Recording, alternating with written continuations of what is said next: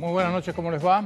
En primer lugar, manifestarles mi placer por estar nuevamente junto a ustedes y de paso, y antes que me olvide, agradecerle al amigo, colaborador, columnista de este programa, Rubén Saltú, que tan eficientemente ocupó mi lugar mientras yo estuve ausente.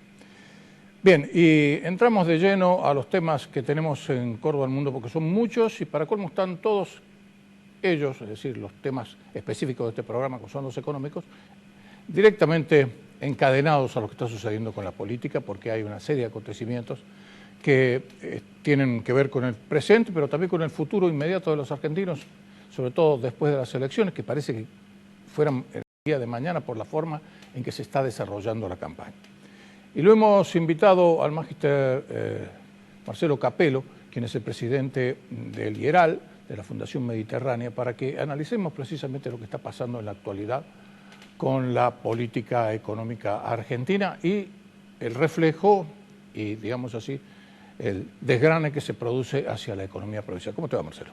Buenas noches, ¿cómo te va? Bueno, hecha esta presentación, haceme una semblanza general de lo que ustedes están analizando en el instituto. Bueno, lo que vemos es una economía que está preparada para llegar a las elecciones, que en alguna medida están logrando de que en materia de consumo masivo en los últimos meses previo a las elecciones haya una leve recuperación, después de un año 2014 muy flojo. Este año, en estos meses que estamos transitando, hay una recuperación del consumo masivo, gracias a los aumentos de salario de las paritarias, del aproximadamente el 1%. El año pasado hubo una caída del 2%. Eso, y con los planes en cuotas, está permitiendo que el gobierno llegue en ese sentido medianamente bien en una variable clave como es el consumo masivo a la hora de enfrentar un proceso electoral, ¿no? Además que ha sido uno de los pilares de todo el gobierno kirchnerista, ha sido siempre el consumo interno. El consumo.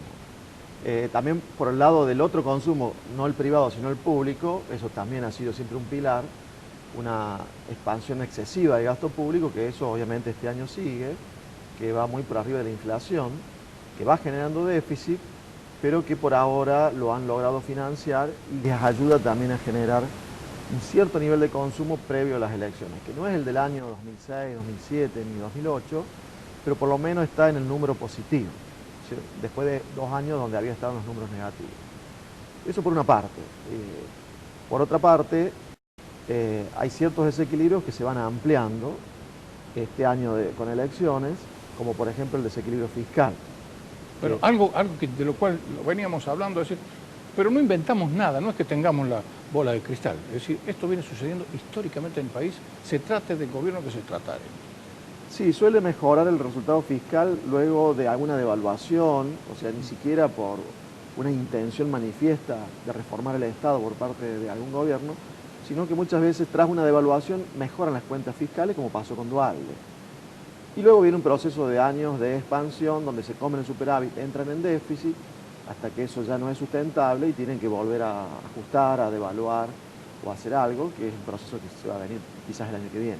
Claro, pero de todas maneras hay que tener en cuenta que hay mini devaluaciones. El dólar sigue creciendo, poquito, pero... Pero crece mucho menos que los precios, ¿no? Entonces, por un lado, se va ampliando el déficit fiscal, que este año puede estar entre el 7 y el 8% del PIB, el financiero. 7 y 8%. Después de pagar intereses de la deuda, el año pasado ese déficit... Pero eso es histórico, un Marcelo. poco arriba. Son niveles similares a la década del 70, del 80. O sea, hay que remitirse a 3 décadas atrás para encontrar ese tipo de guarismos en Argentina. ¿Será posible que vayamos para atrás siempre? Lamentablemente, y esto lo venimos hablando ya hace varios años, la economía argentina de estos últimos años aprovechó un buen contexto internacional para aplicar un tipo de política que fue una política vieja en Argentina, más parecida a los años 70 y los años 80, que quedó escondida dentro de cierta expansión del consumo por los buenos precios internacionales que gozamos durante mucho tiempo. Soja $600. Y por el rebote que hubo después de la devaluación del 2002. Pero es un modelo absolutamente viejo, que no es para nada novedoso, y que solamente hay que esperar a que llegue a sus límites. Los límites son estos, los que estamos viendo, y el año que viene el nuevo presidente, así sea Scioli, se va a tener que hacer cargo de algunas reformas.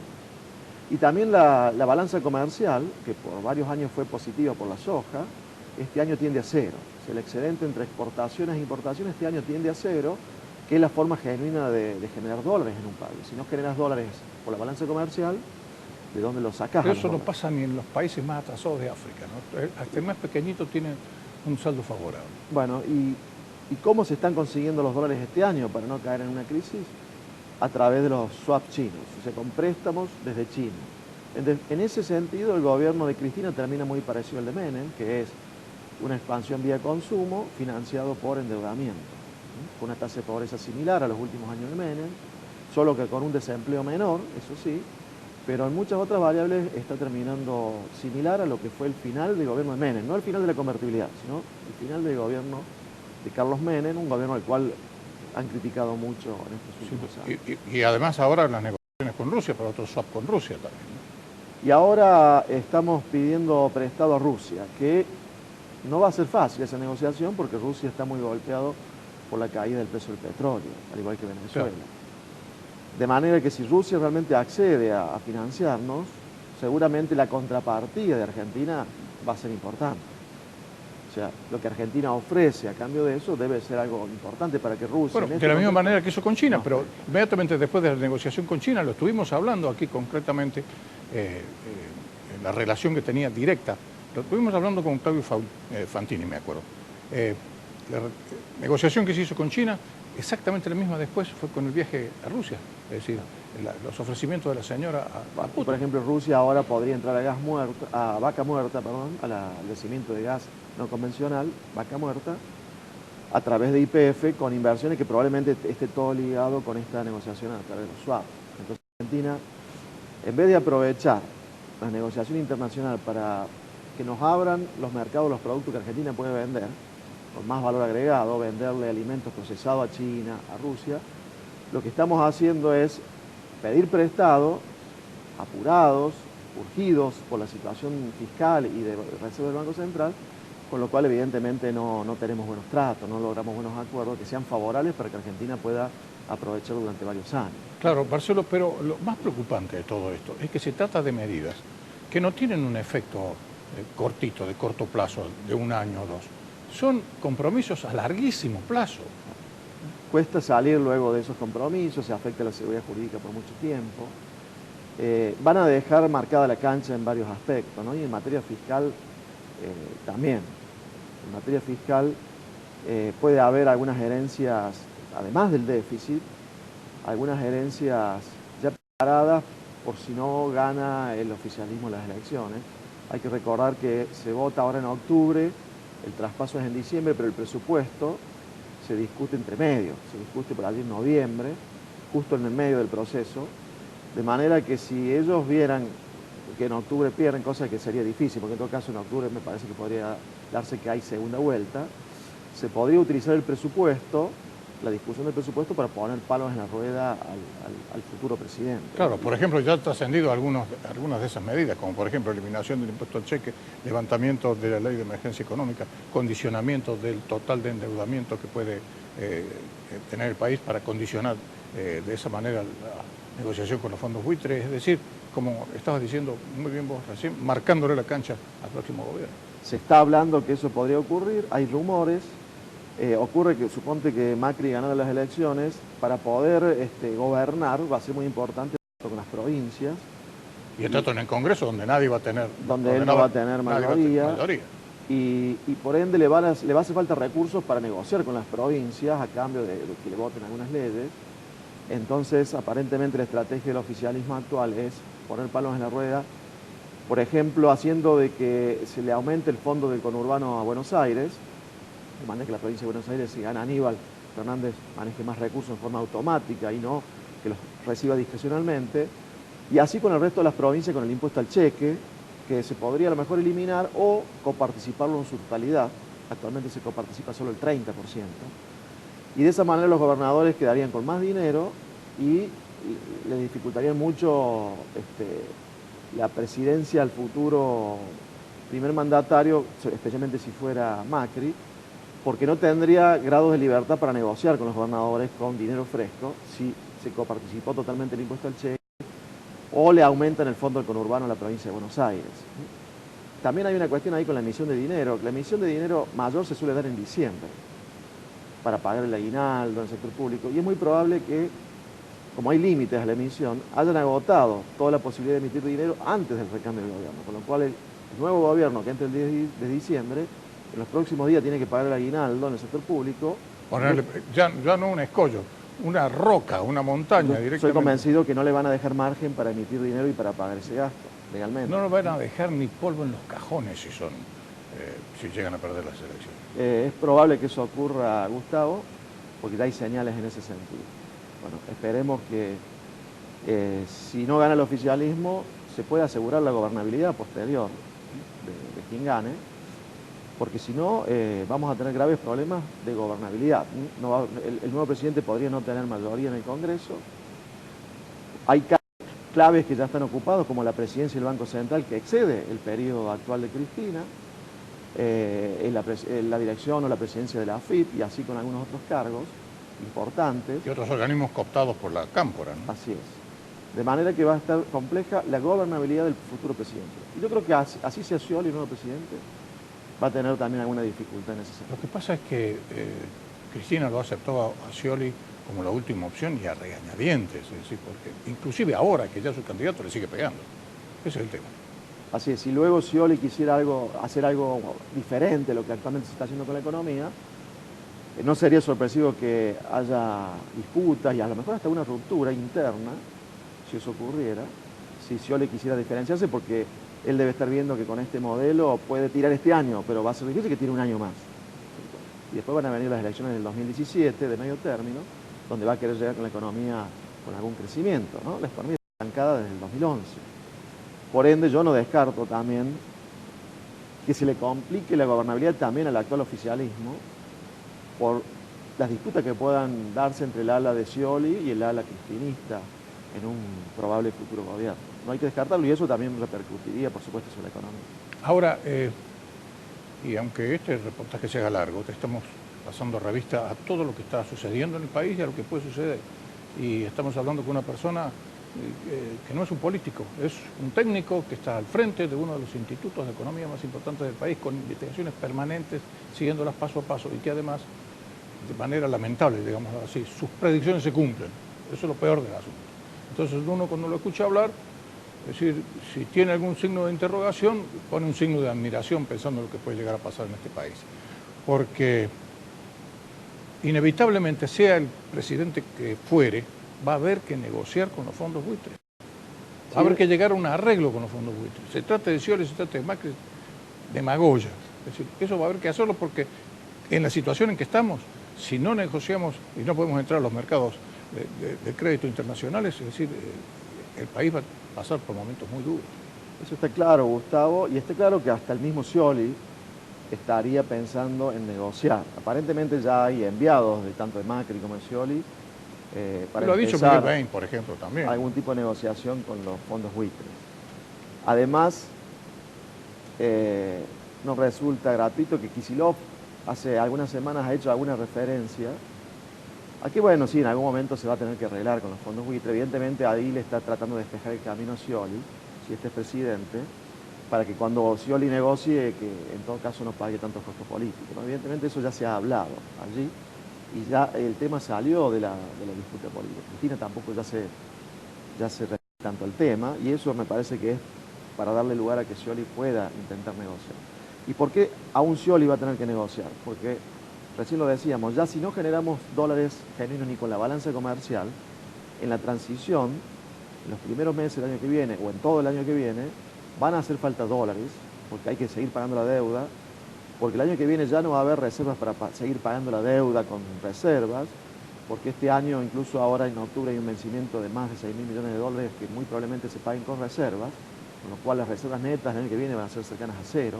Las reservas netas, después de considerar los plazos fijos que son de la gente, después de considerar el swap chino y otros componentes menos genuinos, que el mismo Miguel Bain ha reconocido de que si descontamos todos esos recursos, le van a dejar un banco central en cero al nuevo presidente. Entonces, se va a tener que negociar con los fondos buitres para intentar conseguir financiamiento internacional, sea quien sea el presidente.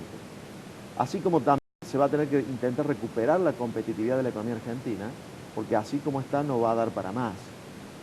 Acá lo que hace falta dilucidar es cuánto va a devaluar Scioli o cuánto va a devaluar Macri, pero no si van a devaluar o no. Aparentemente Scioli devaluaría un poco menos y a lo mejor Macri un poco más y más rápido, pero evidentemente en una situación en donde Argentina ya tenía el tipo de cambio retrasado el año pasado y ahora le agregamos un último año donde todo el mundo devalúa contra el dólar, menos nosotros, y hasta China devaluó contra el dólar, menos Argentina, se supone que eso no se va a soportar, lo mismo que no se soportó al final de los 90. Y aquellos mismos que querían salir del 1 a 1, ahora se han enamorado de este nuevo 1 a 1, que es el 1 a 1 de Kicillof, ¿no? Por eso a veces se opina en función de qué lado del mostrador se está, y no con racionalidad. Y como vos lo decías, cuando uno trabaja en un instituto de economía donde trata de ser objetivo y no es candidato a nada y por ende no tiene por qué estar diciéndole a la gente que le va a ir bien el año que viene o le va a ir mal, y uno trata de ver cuáles son las restricciones y qué se puede llegar a hacer, y además ve la historia de Argentina, de cómo se ha actuado en el pasado, evidentemente Argentina el año que viene va a tener que arreglar varios problemas, entre otros el del tipo de cambio y el problema fiscal. Pero va a tener también algunas buenas oportunidades. Si hacemos bien las cosas y el nuevo presidente genera confianza, pueden entrar capitales, pero especialmente los capitales de los argentinos que están guardados, no tanto los que vengan del exterior. ¿Cuántos son? 400.000 millones, se dice. Los últimos años se han fugado más de 200.000 millones de dólares. Más lo que estaban antes. Que están en varias décadas, ¿cierto? Había un stock acumulado de más de 200.000 millones de dólares en el exterior, en las cajas de seguridad, dentro del país, en el colchón. Yo creo que ahí está la clave de la recuperación de Argentina, que es el presidente que logre generar confianza y con un tipo de cambio más alto, porque ese dinero que está en dólares solamente va a salir a gastarse si hay confianza y si el dólar tiene más poder adquisitivo, porque nadie va a salir a gastar a este tipo de cambio esos dólares que no tienen poder adquisitivo. Entonces, con un dólar más alto y con confianza van a empezar a salir esos verdes, que están muchos de ellos en el país, y pueden ayudar a reactivar. Si a eso le agregamos mayor competitividad que haga que el campo tenga más rentabilidad, que la industria tenga más rentabilidad, porque un dólar más alto también le da más rentabilidad a la industria. Después de algunos meses primeros que pueden ser complicados, el país puede ya más rápidamente empezar a mejorar. Pero los primeros meses del nuevo presidente no van a ser fáciles, eso la gente lo tiene que tener claro, no va a ser una rápida recuperación. Bueno, ese es el pensamiento que yo he venido expresando muchas veces aquí en este programa, no porque yo quiera ser agorero, pero simplemente que me guío también, como soy periodista y no soy candidato a nada, como algunos, veo cuáles son los números y entonces me entra la preocupación. Y una de las preocupaciones es, que vinculada precisamente a la negociación con los fondos buitres, es que si arreglamos con los fondos buitres, vienen los Me Too, y entonces, ¿en cuánto estamos hablando? ¿20.000 millones de dólares?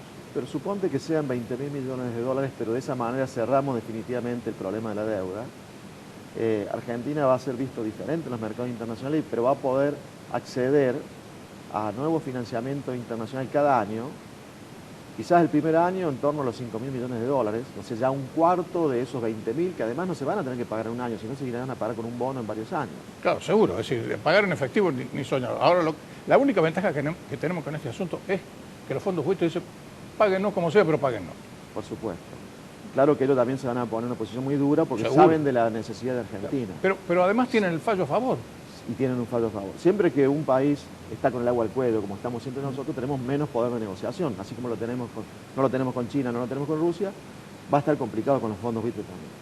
Pero Argentina de una vez tiene que volver a ser un país normal en el concierto internacional de las naciones, no un país que vive defaulteando y que vive tomando decisiones que los otros las miran con desconfianza, ¿no? Como lo pasó con la Organización Mundial de Comercio, con el CIADI.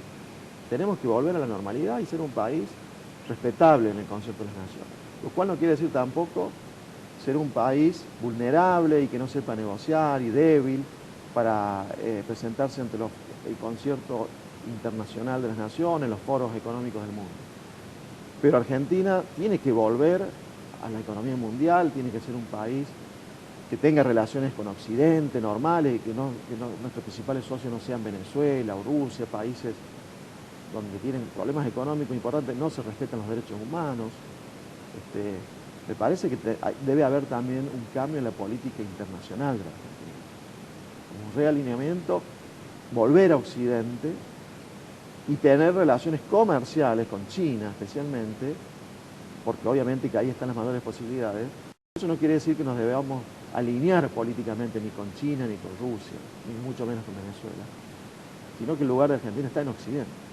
De eso no cabe. Sí, ojalá que este gobierno hubiera tenido conciencia de eso y no hubiera tenido esas relaciones más que carnales con aquellos que son los proscriptos del mundo. Pero hay una última noticia que a mí también me preocupa mucho, porque todo esto es la perspectiva que nosotros vemos a futuro y lo que deseamos. Pero resulta que lo inmediato nos preocupa todavía mucho más, porque antes se tomaba dinero dentro del mercado doméstico a cifras más o menos aceptables, 1.500, 800 millones, de golpe 5.000 millones. Y lo peor todavía es que le ofrecen 8.500 y pagamos el 27% de interés. Bueno, lo que ha cambiado mucho del año pasado a este, recién decías que lo que no ha cambiado es que sigue aumentando el déficit fiscal. Eso todos los años es un poco más alto. Pero en la medida que el déficit crece, tenés que cada año buscar nuevas fuentes de financiamiento. Hasta el año pasado, con lo que le iban sacando al Banco Central por 3 vías, reservas, títulos y emisión directa de dinero, a través de 3 vías el Banco Central cubría gran parte de las necesidades de financiamiento del gobierno. El año pasado el gobierno tuvo que salir a buscar fuera del Banco Central solo el 1% del PIB. El equivalente al 1% del PIB en financiamiento. Bueno, este año, como sigue creciendo el déficit, en el IRAL estimamos que tienen que salir a buscar al mercado 4% del PIB en bonos. Por eso aparece el BONAR, el BONAC. 400% más. Claro, se cuadruplica en términos relativos al PIB la necesidad de salir a buscar endeudamiento. Por eso todos los meses se está emitiendo deuda, en pesos, en dólares. La tasa tiene que subir porque se presiona más al mercado con mayores pedidos de fondos. La tasa sube y eso produce lo que en economía se llama el efecto de desplazamiento al sector privado, porque hay menos fondos para el sector privado y a tasas más altas, ¿no? Eso también era un problema de los 70 y de los 80, ¿no? Claro, seguro. No, Así, nada ¿quién va a invertir productivamente si consigue un 27% que te lo pague el Estado? Así es. Ese es el tema. Entonces el año que viene también hay que hacer reformas para que el crédito esté para el sector privado y no lo esté absorbiendo el sector público como está ocurriendo ahora. Hay que agarrar una goma y hacer borrón y cuentas nuevas. En la mayor parte de las cosas, habrá cosas que habrá que respetar, porque también Argentina no tiene que empezar de cero cada vez que cambie el gobierno. Suponte la política en materia de ciencia y tecnología, yo creo que hay muchas cosas rescatables, lo que se ha hecho con CONICET, algunos incentivos que existen para que se elijan carreras universitarias más ligadas a la ciencia y la técnica. A la necesidad de la gente. Ese tipo de cosas hay que mantenerlas, pero lo que es el manejo macroeconómico realmente hay que cambiar muchas cosas. Marcelo, muchas gracias. Hay algunos que no van a dormir esta noche, sobre todo si tienen real conciencia de lo que está pasando en este país. Pero lamentablemente las cosas están planteadas así, científicamente, producto del estudio de las variables de todos los días, no como una manifestación de campaña. Muchas gracias, Marcelo. Gracias. Vamos a hacer una pausa, enseguida volvemos.